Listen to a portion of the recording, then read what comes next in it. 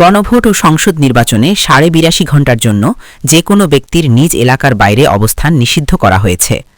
নির্বাচন সুষ্ঠু ও নিরপেক্ষ করতে এ সিদ্ধান্ত নিয়েছে নির্বাচন কমিশন ইসির সিনিয়র সহকারী সচিব মোহাম্মদ শহীদুল ইসলাম নিষেধাজ্ঞা বাস্তবায়নে দেশের সব জেলা প্রশাসক, পুলিশ সুপার ও পুলিশ কমিশনারদের নির্দেশনা পাঠিয়েছেন।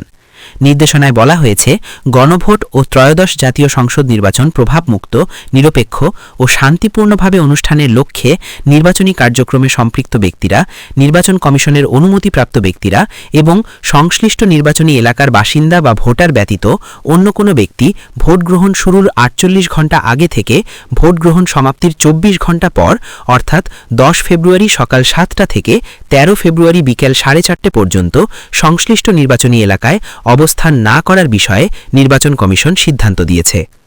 আগামী ১২ ফেব্রুয়ারি অনুষ্ঠেয় ত্রয়োদশ জাতীয় সংসদ নির্বাচন ও গণভোট প্রভাবমুক্ত, নিরপেক্ষ ও শান্তিপূর্ণভাবে আয়োজনের লক্ষ্যে নির্বাচনী এলাকায় নির্দেশনায় আরও বলা হয়, নির্বাচন কমিশনের গৃহীত সিদ্ধান্ত অনুসারে প্রয়োজনীয় ব্যবস্থা গ্রহণের জন্য সংশ্লিষ্ট কর্তৃপক্ষকে নির্দেশক্রমে অনুরোধ জানানো হয়েছে।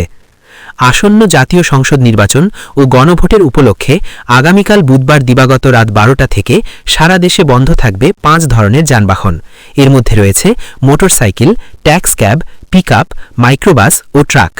নির্বাচন কমিশন জানিয়েছে, বুধবার থেকে ভোট গ্রহণের দিন বৃহস্পতিবার মধ্যরাত ১২টা পর্যন্ত এই নিষেধাজ্ঞা অব্যাহত থাকবে। নির্বাচনের দিন ভোটার ভোট দেওয়ার জন্য ব্যক্তিগত গাড়ি, কার নিয়ে চলাচল করতে পারবেন।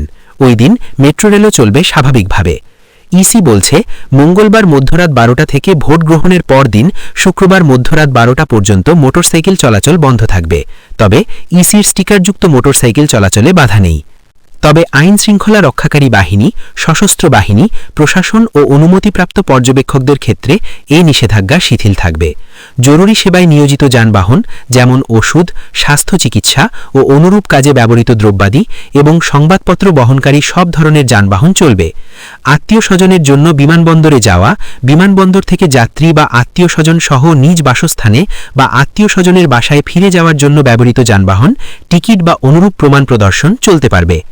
ইসি জানিয়েছে, দূরপাল্লার যাত্রী বহনকারী অথবা দূরপাল্লার যাত্রী হিসাবে স্থানীয় পর্যায়ে যাতায়াতের জন্য যে কোনো যানবাহন চলতে পারবে।